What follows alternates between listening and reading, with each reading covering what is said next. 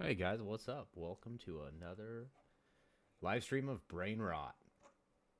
This is Jeremy back here. Now, guys, tonight we're going to be switching gears, switching to a little bit of different content for tonight's show. Before I do that, let me see who's all in here. Hey, nice, 13 people. That's not bad at all considering the time of the day that we went live. But Twyla, David, Lower Class, Breastmaster, David Wayne, Space Ace. Thank you guys for all being in here. So tonight's topic is going to be: is there an afterlife? I know it's pretty controversial. A lot of people have a lot of different opinions on the afterlife, on religion. But this was a video that I wanted to react to for the first time. So just like all of you guys, I will be seeing this for the first time, and I will be stopping it. So just keep that all in mind. This episode of the Y-Files is brought to you by Fishing Clash. 5 people sit at a table in a dark basement, hands linked, total silence. They wait. Then, lights. Small at first, growing brighter, moving with purpose. Objects appear from nowhere, solid, real. Then came the voices. The Skull experiments ran for 5 years, 500 seances. The group made bold claims: contact with the dead, beings from other dimensions, from beyond time. Scientists and professional skeptics were invited to watch. They saw the objects and the lights. They heard the voices. The beings had a warning, but the warning wasn't for the scientists. The warning was for us.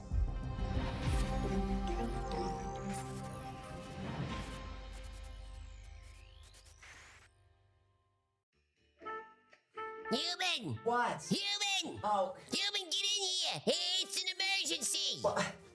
Look, I can't. I'm in the middle of something. Will you put Seymour and Seymour down and just get the hell over here? It's an emergency. Right, it's an emergency. Fine, you lured me over here. What's with the weird hat? Oh, I'm sorry, Pot. You can just call me Kettle. What do you want? Well, it's good to see at least there's a little bit of comedy that's going on for the most part. I'm going to have to adjust this camera or something that's not tracking right. There we go, kind of. All right. I need help tackling a problem. Fine, I'll bite. What's going on? Grab your iPad and scan the QR code. What QR code? Hello? The one that's on the screen right now? Oh, that QR code. A mobile game. Fishing Clash? Yep. A game where you catch fish? What? You don't play first-person shooters? This is an FFS. Or fuck? First Fishing Simulator. Ah, that makes more sense. Okay, I downloaded the game. What are we doing? We're gonna do a PvP battle. Me versus you. Man versus fish. Mano a finno. Wait a minute. Is this today's sponsor? Oh, caught that, did you? Thanks to today's sponsor, Fishing Clash. It's a super realistic fishing simulator for anglers on the go. In Fishing Clash, you can build your own fishing village, join a clan, upgrade your equipment, and catch a huge variety of fish from all around the world. No boat required, only an Android or iOS device. Well, I'm floundering over here. Some of these fish are hard to get. Oh, does it...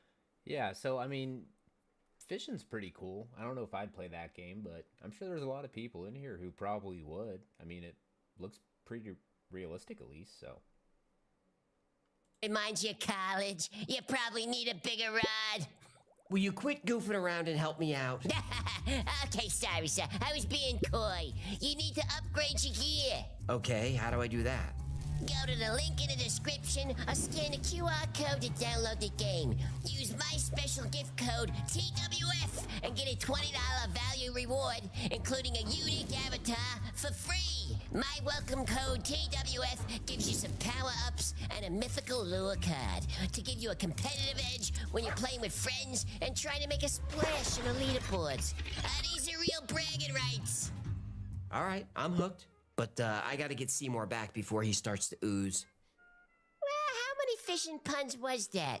Huh, a new record. All right, catch you later. One for the road.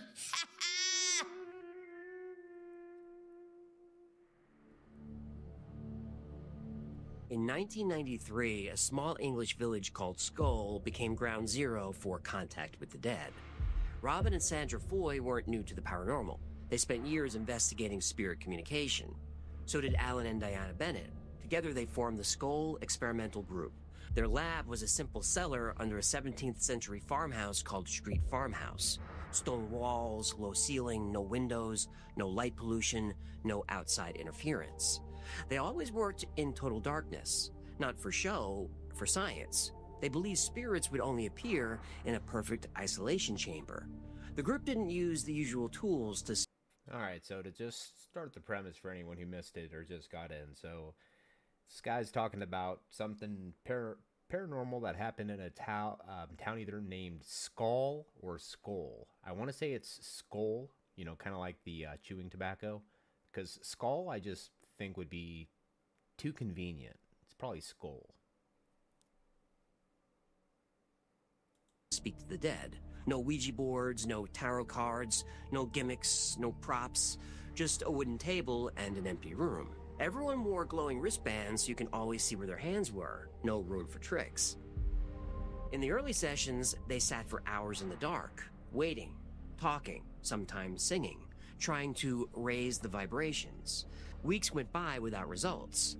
Then something changed. The air became charged. Static electricity tingled their skin. The temperature dropped suddenly, 8 degrees in 5 seconds. Then a voice spoke directly to them. The voice called itself Manu, but Manu wasn't a human spirit. He was an entity from somewhere else. Manu said he led a team of communicators, scientists, philosophers, technicians. All had died decades or centuries ago. They called themselves the Team of Many Minds, and they had a mission to prove there was an afterlife. They would provide 3 types of evidence: physical, photographic, and audio, things scientists could check, evidence experts could study. But the Team of Many Minds needed to build energy first, seance after seance, layer upon layer. In early sessions, small lights appeared, tiny at first like fireflies, then brighter. Alright, so it looks like he's saying that they built seances. So hold on, let's get this right here. See if they will... Jeremy's not tracking right. Guys, give me one quick moment.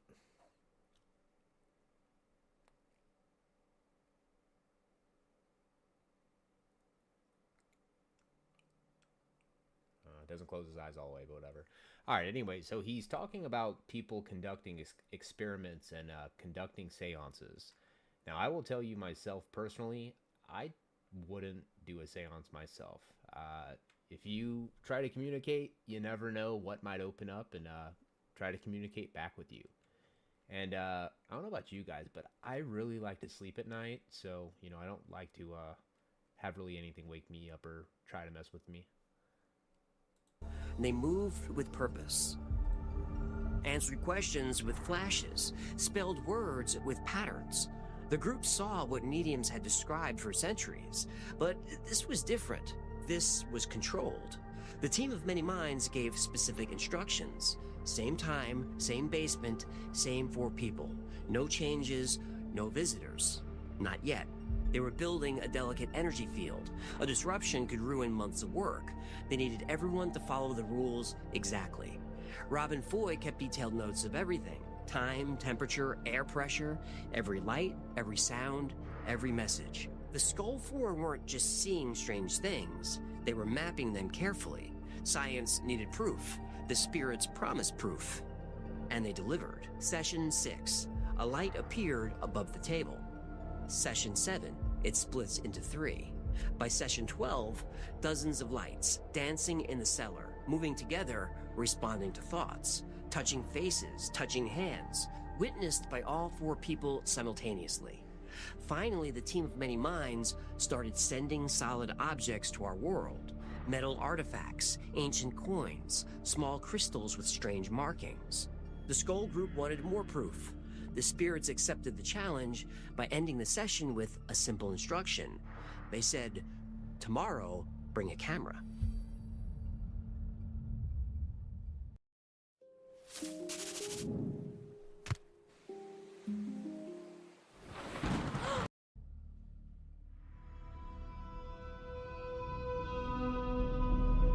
intelligent dancing lights were just the beginning.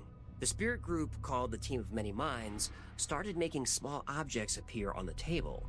Out of thin air, stones, crystals, old coins. The group never knew what object would appear next, but each item had a purpose, a message, sometimes written right on the object. During one session, a brass locket appeared. Inside seemed to be empty, until it was put under a microscope. 3 simple words were etched with impossible precision. It read, "Bridging Two Worlds." Then came the pictures. The Team of Many Minds told the Skull Group to bring sealed packs of Polaroid film and keep them sealed. The spirits would provide photographic evidence of the afterlife. And here's how it worked. In complete darkness, an empty Polaroid camera was placed on the table. A few seconds later, the camera levitated several feet into the air. Flashes of light would appear around the camera as it slowly floated back down. Then someone loaded it with fresh film and took a picture. The Skull Group watched the photographs develop in real time. One showed a man nobody knew. The photo came with a message. Giuseppe Rolls sends his regards. Weeks later, a researcher learned that Giuseppe Rolls was a film pioneer who worked for Polaroid. He died in 1926, decades before this experiment. His picture was never published. The photo matched the only known portrait of him, locked away in Polaroid's private archives. Photographs showed people long dead as if they were in the room with the group. Other photos showed Victorian scenes in perfect detail, ancient writing, lost civilizations. The images didn't come from light hitting film. They came from inside the film, directly changing the chemicals. Experts checked the photos and confirmed these are not double exposures, not camera tricks. The images formed inside the emulsion. Sounds got weird too. In a silent room, the group used a simple tape recorder. They heard voices speaking multiple languages, some modern, some ancient, some unknown on Earth. Language experts studied the recordings. The voices talked about everything from philosophy to quantum physics. But one message kept coming back. We're not alone, and death isn't the end. This is an apport which arrived during the earliest days of our skull experiment. In fact, it's a very small object, and whilst we were sitting here, this object would arrive, just materialise, and arrive on the table. Now, as it arrived, that's the sort of noise it would make. Objects appeared and began moving on their own. Instruments floated in the air playing music. Heavy tables lifted off the ground. The group put glowing panels around the room to track the movements better. Everything was logged, every detail. One session stood out. A piece of film was sealed inside a locked box. An image appeared on it anyway. A page from a newspaper that wasn't printed yet. 3 days later, the paper came out. The page matched, exactly. The spirits weren't just talking from beyond the grave, they were talking from beyond time. Robin Foy and his team weren't stupid. They knew about fake mediums, the long history of fraud. They operated under strict rules. They worked to eliminate any chance of cheating. Before every session, the room and the people were searched. Not only did the strange events continue, they got even stranger. After 2 years of private sessions, the Skull Group was ready for outside witnesses. They invited members. All right, so he's saying that this Skull Group ended up getting like a lot of results, basically. And they ended up getting so good of results that they ended up bringing people from the outside in, I guess, to witness these results. So, of the Society for Psychical Research, Britain's oldest, most respected paranormal group. These weren't easy believers. The SPR is made of scientists, professors, and professional skeptics. They came expecting to find fraud. Instead, they found proof.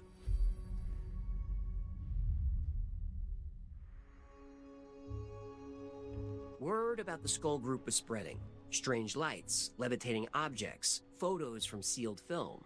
Their claims were getting attention, but not everyone was convinced. The Society for Psychical Research, or SPR, decided to investigate. The SPR takes paranormal claims seriously. They've done it since 1882. Members include Nobel Prize winners, Cambridge professors, professional skeptics. These are serious people. 3 of their best took the skull case. Professor Arthur Ellison, an electrical engineer, Montague Keene, a career skeptic and media expert, and Professor David Fontana, a psychologist who spent years detecting fraud. The SPR didn't trust the Skull Group. They brought their own gear and enforced strict rules, sealed the doors with tamper-proof tape, brought their own unopened film packs. The SPR searched everything: the room, the furniture, the people. The investigators confirmed the Skull basement had no hidden spots, no secret doors, nowhere to hide helpers or equipment. Once the scientists were satisfied that this was a controlled environment, it was time to begin. 40 minutes. Nothing. The investigators were not surprised. They thought, how convenient that once there were actual scientists in the room, the so-called spirit activity stopped. And just as the SPR was ready to claim fraud, the room got extremely cold. The familiar lights appeared.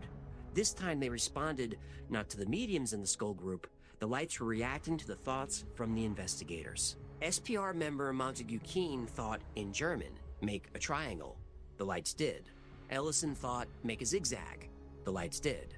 All this happened without anyone saying a word. The skeptics couldn't explain this. Another session. A crystal appeared on the table. Professor Ellison held it. It was solid and cold to the touch. He asked the Skull Group if he could take it and have it investigated. They agreed. But after Ellison left the basement, the crystal was gone. But in his pocket was a small brass plate, engraved with his name, Arthur Ellison. This was shocking because Professor Ellison never mentioned his first name. The sealed film tests were also very convincing. The scientists brought their own film. They marked the packs with invisible UV ink. The film didn't leave their possession. The images still appeared. Faces, landscapes, ancient writing, 20 sessions, stricter rules each time. The scientists had a choice: admit something real was happening, or accuse the Skull 4 of the best hoax in history. The investigators found no fraud, no hidden projectors, no helpers, no tricks could explain objects appearing from nowhere. Then, the team of many minds began speaking directly to the scientists. Direct voice, they called it. Voices from nowhere filled the room. They called the investigators by name, talked about their private research, answered hard questions about quantum physics, about human consciousness. The voices gave real information, stuff nobody in the room knew. Keene asked about dead relatives. The voices gave details, names, dates, private family stuff, all accurate. Ellison asked complex engineering questions. The voices answered with technical detail. The investigators recorded everything. Evidence was piling up. Something was happening in that cellar, something that needed a scientific explanation, and the scientists didn't have one. The weirdest evidence came when the recorders were allowed. A heavy table started floating. Ellison put his whole weight on it. It stayed up, inches off the ground, with no visible support. Cameras recorded this. A voice from nowhere announced,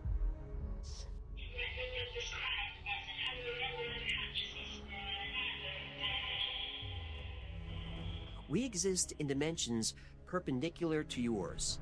The recording got the voice. Now, guys, the one thing that I will say, just being completely honest about this video, because this is honest to God, it's the first time that I'm watching this, just the same as I'm sure probably a lot of you guys are. The one thing that I wish this video had more of was more of the actual footage. It's a good narration, but it's too much of the guy talking with the camera on himself, where I think he could probably take the camera off himself, just do his voice only, and overlap it over the video. But I have heard of, I think this specific experiment itself, where they even got stuff to like apparate out of thin air. Not only could they get objects to disappear out of thin air, they could also get objects to in fact apparate out of thin air as well. And I just really wish he would have possibly included some of that footage. Voice clear. Audio experts checked. It came from the middle of the room, away from everyone. After 2 years of tests, the SPR investigators released a report, 300 pages, full of events that broke the rules of science, things they couldn't explain. The Spirit team promised proof of life after death, and they delivered something stranger. Proof that our universe, our entire reality, isn't what we think it is. But most disturbing were the messages, thousands of them, all pointing to the same conclusion: instructions, predictions, warnings. And it was time for humanity to listen. Can't stop thinking about your billion-dollar web app idea and how to actually take it off the ground? Well, what if I told you that you can Over 5 years, the spirits called the Team of Many Minds sent thousands of messages, some personal, for specific people in the room. But most were for everyone, for all of us. A clear story started to form. Our planet is on the verge of a major shift. The spirits said consciousness is more than awareness. It's more than neurons firing in your brain. Consciousness is reality itself. Because consciousness is reality, there is no such thing as death, at least not as we know it. We live and we die, but consciousness continues to evolve. This is a concept shared by many religions, that we live a short time on Earth, then we take what we learned back to this universe. Yeah, that's pretty funny. Lower class citizen. FW equals want to find out? Universal consciousness. Our episode about the Gateway process revealed that the United States military was studying this concept at the Monroe Institute. The military's report was very similar to the message being sent by the Team of Many Minds. The spirits said our awareness has far more potential. We see 3 dimensions. They talked about at least 7.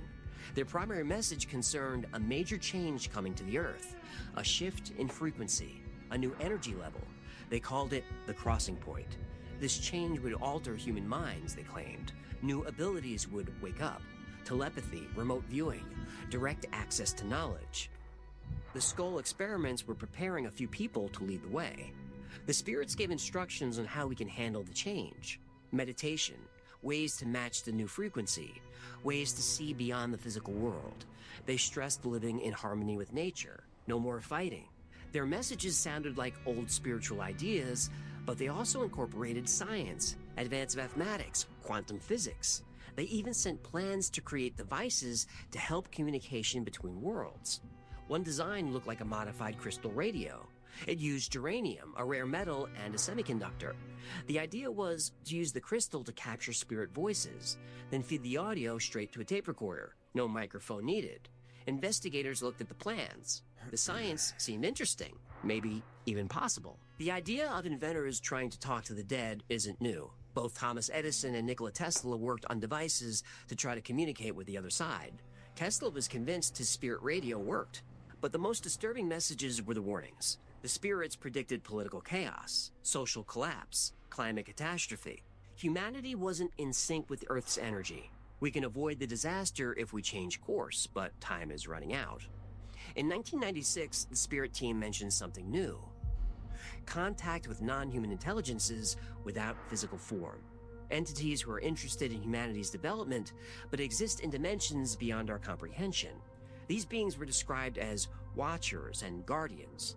Direct communication with them would be the next phase of the experiment. But how? The Spirit team presented a mathematical formula that described interaction between dimensions. When Fontana showed it to quantum physicists, they confirmed it represented a model for quantum entanglement that hadn't been published yet. The formula used scientific symbols that wouldn't appear for another 2 years. Either the spirits were seeing the future, or they were helping create it. The SPR scientists wrote down the messages. They got worried. The predictions about climate, politics, all were disturbingly accurate. Names, dates, places, details confirmed later by news reports. Once again, the spirits were either seeing the future or shaping it. In late 1997, the messages got urgent. The Team of Many Minds spirit group said the experiment was ending soon. They did what they came to do, built a bridge between dimensions, planted ideas in human minds. The next part would happen naturally, without the seances. They were pulling. All right, so just a real quick question, guys. For everybody in the chat who's enjoying this video, put a 1 in the chat. If it's kind of...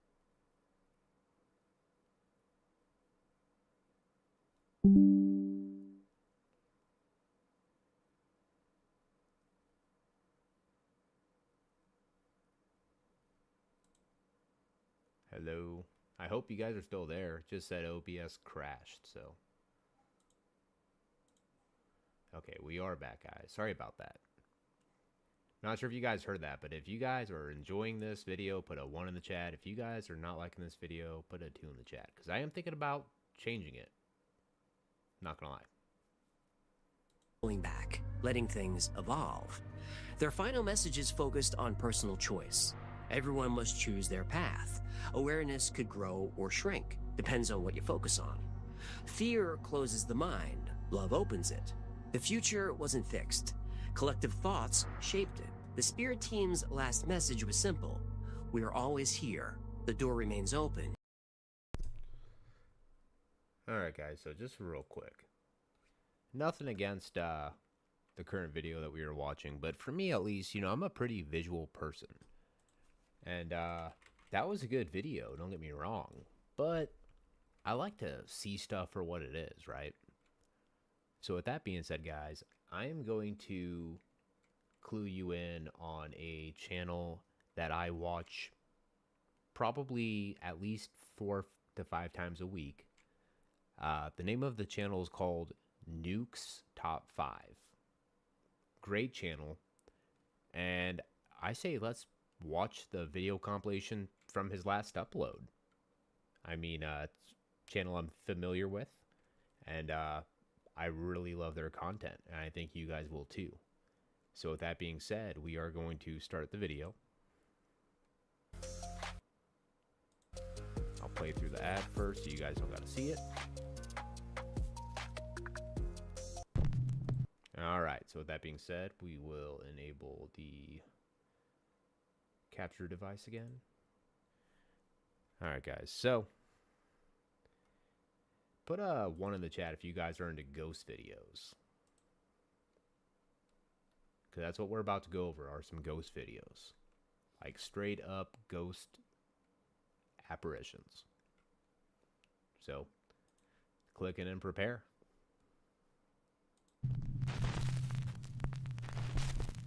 A woman named Natalie who lives in the UK with her family says that lately strange things have been happening in their home. Natalie says that recently they have been doing renovations in their older house, and she believes that all of the activity might have disturbed something in the home, something dark and sinister. One night while her son is sleeping, this happens.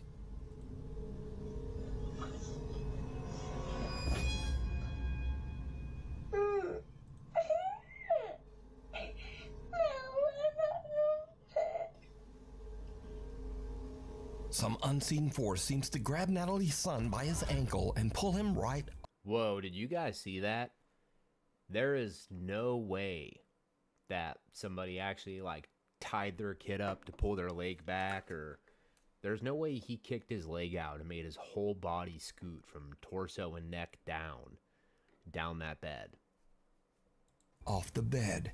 The boy cries, and as if he is speaking to someone that we can't see, he says, "I don't like it. No." Natalie says that her son then ran into their bedroom crying and said that there was a man in his room. Obviously, we can see that there was no man in his room. So just who or what pulled the boy's leg? You decide. Reality check. Now, before we start with this video, it needs a little bit of explanation. So the Quest 3 VR headset has a mixed reality mode where it can scan your room, including... Alright, so I will say, I don't have a Quest 3, but I've got a Quest 3S that I just got, and I'll tell you what, guys, that thing is freaking cool. I haven't done the augmented reality, it's just straight virtual reality, but trust me, I have a lot of different clips and a lot of future clips that I'm going to probably be putting out. I'm not sure if it'll be on this channel, but yeah, there's a lot of games that I'm into, a lot of spooky ones too. We might even get into 1 or 2 of those before we end stream tonight too, so stay tuned for that. all furniture, and it will actually project your game onto the walls, ceiling, and furniture of your own house. This tech uses infrared light and depth sensors to only detect things in the room, and it's actually very accurate. So Reddit user Moki is playing a kid's game called First Encounter, where you shoot at puffy little aliens that virtually run around your house. But her Quest VR headset is picking up something very strange in her home.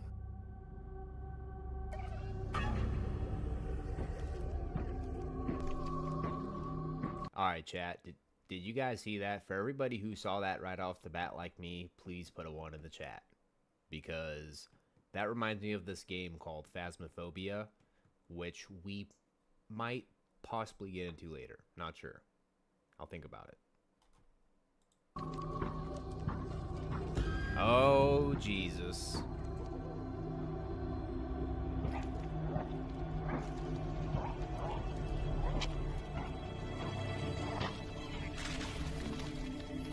Now again, it bears mentioning that Moki is playing a kid's game. This is not a ghost game, and whatever that is should not be there. The Quest VR headset has detected something very strange in her hallway. Something shadowy that looks like a man standing there in a dark hood or robe. Yeah, I mean, I don't know about you guys, but that definitely looks like some type of like figure. I mean, what's even crazier too is it looks like something happened to the head. Like, what if that is a ghost? And what if that ghost like is a ghost because they suffered some type of like severe fucking head injury, right? Or like what David said, maybe it's the wraith. So just what do you think that her VR headset was picking up? Let me know. The Midnight Messenger. Jennifer is taking care of her elderly mother who is critically ill. One night, she sees something on her mother's bedroom video monitor that gives her goosebumps.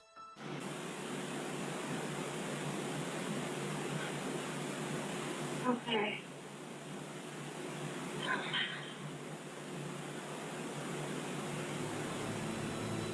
Did you hear it? In the middle of the night, a quiet little female voice seems to whisper, "Come," and the elderly woman seems to raise her hands and responds, "Okay." Then again, we hear the quiet little voice clearly say, "Mama." Okay.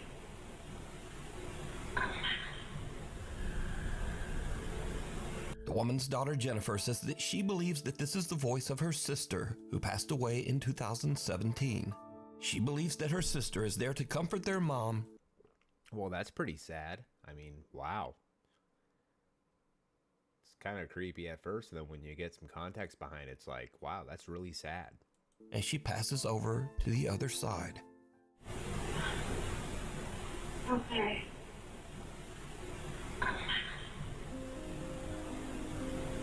By the way, Jennifer's family has recently had a lot of bad news, with both her elderly father and mother sadly becoming critically ill. If you'd like to help them, you can check out their GoFundMe at this link, which you can also find down in the video description. Scratching the surface. Tara Rule says that as a child, she lived in a haunted house. She says that as she grew up, she believes that some strange paranormal entity from the house attached itself to her. I'm going to tell you a ghost story. It's a true ghost story. And I believe that whatever it is has followed me here. Tara says that she often finds all of the cabinets in her kitchen open. She also says that her cat sometimes seems spooked and will actually just hide for no reason. But Tara says that lately, things in her house have started to get even spookier. I'm on the phone with my stepdad today, right? And he goes, "Who's there with you?" And I was like, "What do you mean?" He goes, "Who's there with you?" I was like, "No one, why?" And he's like, "Who's that guy talking?" I'm like, "I'm here completely alone. What do you mean?" He's like, "There's a man talking, like just as loud as you right now." And I was like, "I don't hear anything." And then he said it stopped. But it gets even weirder, because you see, recently scratches have started to form on Tara's windows, but not on the inside. Tara has noticed that there are now strange deep scratches on the outside of the windows of her apartment on the second floor. So bad news, there's new scratches. Again, these are on the outside of the windows, and I'm on the second floor. You can tell me what you... Spring is all about fresh starts, getting your life in order, resetting routines, decluttering. But if you've been feeling anxious, I think it's this. Wow, that was like the second ad in 5 minutes. I'll tell you guys, that is still like less ads than I've seen on some other people's channels who have way less subscribers and like millions like Nukes does, so.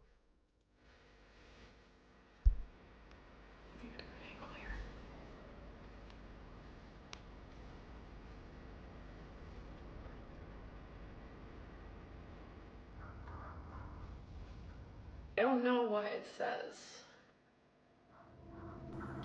but it looks like it's like 4 letters maybe. Again, this is on the outside of the window, you can see. Second floor. But I'll show you, these are definitely on the outside of the window because I can wipe and wipe and wipe and they're 100% on the outside. The only other like weird-ish thing to note is I've been hearing like loud noises. Yeah, what's up with that cabinet opening up behind you, huh? Not weird at all, right? Am I And that'd be pretty hard to do, like on the cell phone mic like that.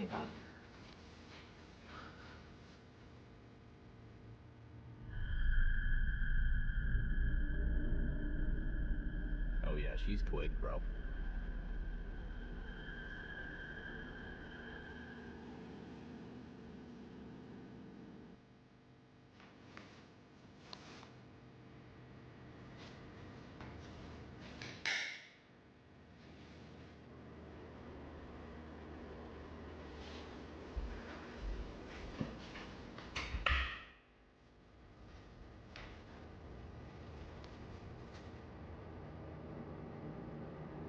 Oh, you see the drawer open? Oh my god, Jackie! I'm sorry, dude. Oh. You just scared the holy out of me. It was just the As kitty. Tara is showing the new scratches that have formed on her windows, she actually manages to capture one of the kitchen cabinets opening all on its own. Understandably, she is a bit freaked out. To this day, Tara Rule still experiences strange activity in her apartment, and she found new scratches on her windows just days ago. If you see something that you think would be perfect for the top 5, email me at nukestop5@gmail.com. You can also tag me on TikTok at nukestop5official, and be sure to tag me only at nukestop5official because there are a lot of fake accounts on there. The other True that. side. Brother and sister Josh and Crystal are doing a paranormal investigation at the notoriously haunted Hotel del Coronado in San Diego, California. The old hotel opened in 1888, and over the last 137 years, workers and visitors at the hotel claim to have witnessed multiple paranormal incidents and sightings. There are constant reports of lights flickering, televisions turning on and off, and things. Now, my question is would you guys stay in a knowingly haunted place like a haunted hotel, a haunted factory, a haunted quarry, you know, whatever it was? You know, who's the spooksters out there who would really enjoy that type of stuff? If you'd enjoy that type of stuff, put a 1 in the chat. Things flying off shelves. Josh and Crystal see something in a side room and try to catch it on film. It doesn't really work, but they do catch something even creepier. It's okay. I can see you. Come to me. Are you a little boy?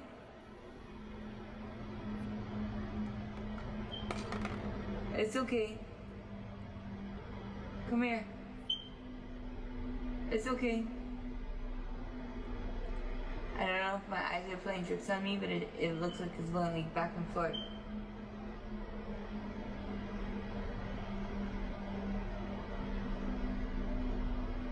See a movie? See a movie? Yeah, I see the shadow. It's weird. Wow. It's okay. No, wait. It's Come okay. back. Come back. Where? No, you come back. Go straight. Look straight. Towards me.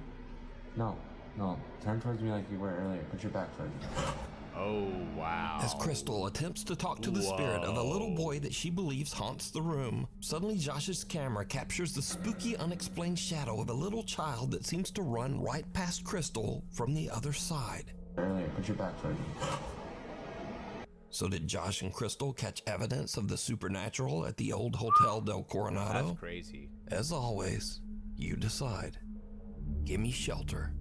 YouTuber Tyson Pierce has a channel dedicated to travel, the outdoors, and basic survival in nature. But on one fateful day, all of his training is put to the ultimate test when something happens that is absolutely terrifying.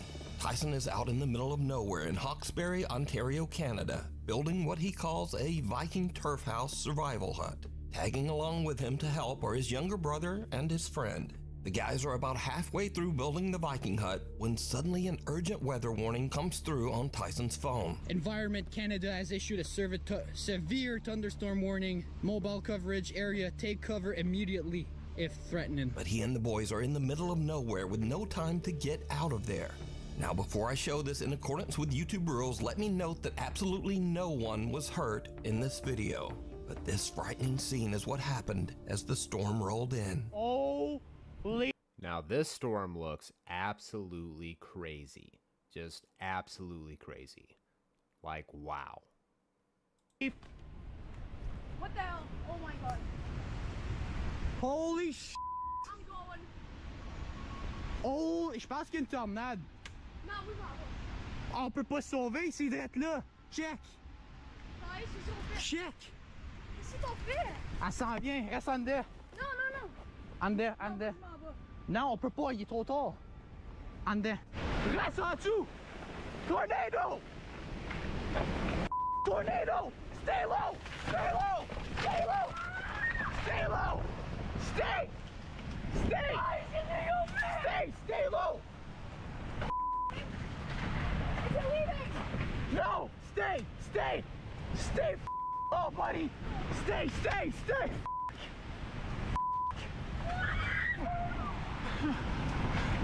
Stay! Stay! It is a small ball! It is small ball! It is small ball! Stay low! No, no, we're good, we're good, we're good! No, we're dying. We're dying. We're dying. No, stay, stay, stay. Oh. Bro. Oh my god. Tice. Stay. Could you guys imagine getting caught through a storm like that? You know, what's weird is I think this is a channel meant to show like ghost videos, so I'm not sure why they included this video in it. I guess because it's just really scary too, but... Stay. Stay, Miguel. Stay. Stay. Holy f***. Please, don't make me. C'est good, on est good. On est good? But sir, 100%, sir. Please, God, please, please. God, s'il vous plaît. S'il vous plaît. Oh my God, no. Please, no. Stay low, stay low. No. Stay. No. Holy f***. Tyson, please. Stay. Please, God, please. God, please. Sorry. I'm like so bad. C'est good, on est good. On est good. On est bon. On est correct. On est correct,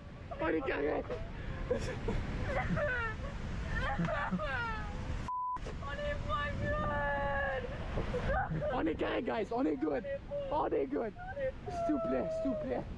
S'il vous plaît.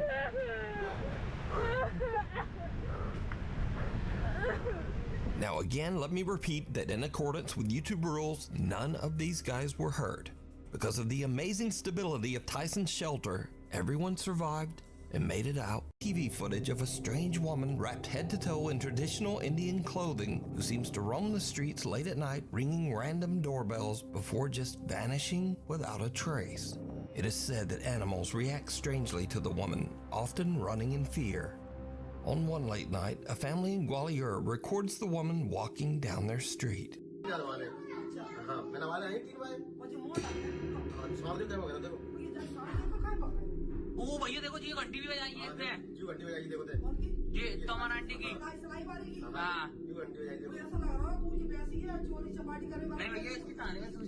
you guys see that bull get scared though?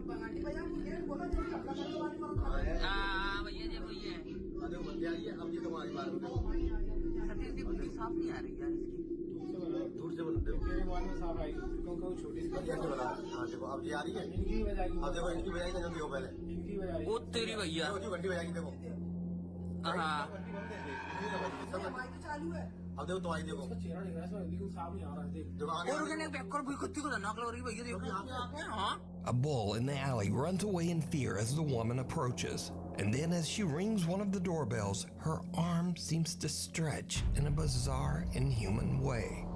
Now, no one knows who the woman is or why she repeats this strange behavior night after night.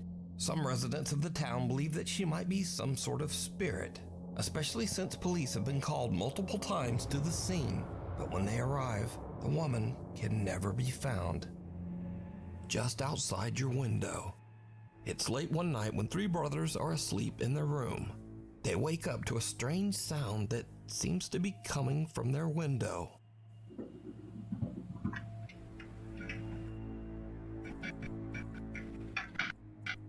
What was that, bro? Nah, bro, chill, bro. Hold it down. Bro, are you serious? That's a germ. Bro, it's coming from my finger. Bro, but it's hot. No, germ. I don't care. No. No.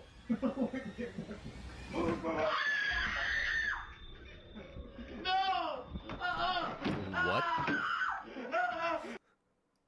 Whoa. What was that?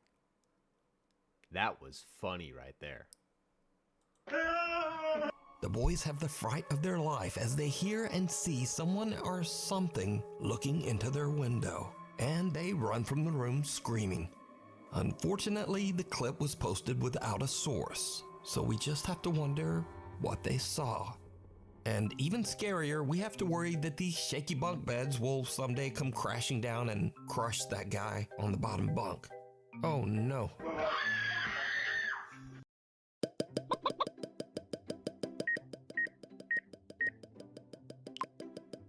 8 lives. This next video was sent in by hundreds of Nukestop 5 viewers, but unfortunately no one had a link to the original source. So the story goes that the owner's cat had recently passed away, but they believed that her ghost was haunting her old play cat tower. They claim they set up a camera and caught this spooky footage.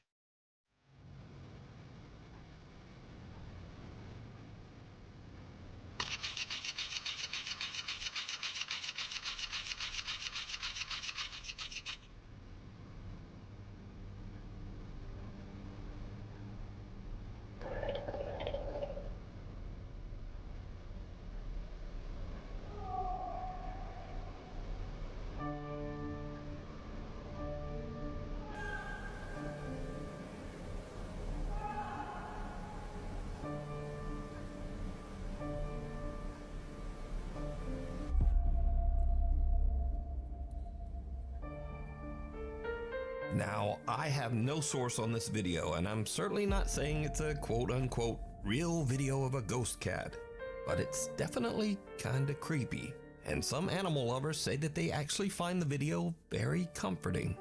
But let me know what you think. Scary videos. So as usual, these are videos that were sent in that didn't really fit in the rest of the list. They're either a bit silly, a bit funny, or just kinda weird. So, Kaylee Shreve is working her shift at a Victoria's Secret store and she goes to take a restroom break. But things start to get very weird. I swear to God, this hand dryer just turned on by itself. And that's how far, like, this is how far away I am from it. Turn on again if there's somebody here with me. I will shit on myself right now. I'm not even wiping my ass. Now that was truly disturbing. And let's hope that one of Kaylee's coworkers had a wet wipe or something. I will shit on myself right now. I'm not even wiping my ass. Now, just out of curiosity, how many of you guys in chat have had any type of like a paranormal experience? If anyone's had a paranormal experience, put a 1 in the chat. I've had what I think was one time, but there's a lot of people who they don't really believe in ghosts or really any of that stuff. And, you know, I could totally understand that. You know, sometimes I wonder the same thing too. But I will say, whether these videos are real or whether they're all faked, they are pretty entertaining, so. Next up, TikToker RCA is exploring an old abandoned house that is said to be haunted. He encounters something lurking in the decaying house that shocks him to his core.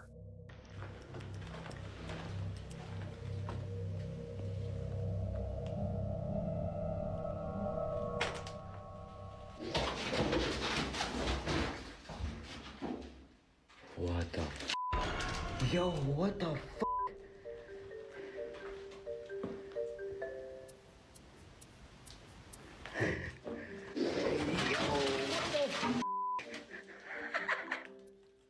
So it's only a black vulture, but these birds usually feed off dead things. So what if there's something dead in that? No, there's probably not. There's probably nothing in there. Anyway, and Yeah, I mean, I don't know about you guys, but I would just be freaking off the fact that there's a bird in there. I don't know about you, but I really do not like birds, especially big birds. especially if they drop by like this. What the hell? Yeah. Excuse me. What? Yeah. You're the people that I let the house to, right? Yeah. You're here on holiday. Yeah. Who are you? Well, I own the house. I'm Richard. What? What are you doing? What a minute, yeah? Is that a... Wait. Did this dude straight rent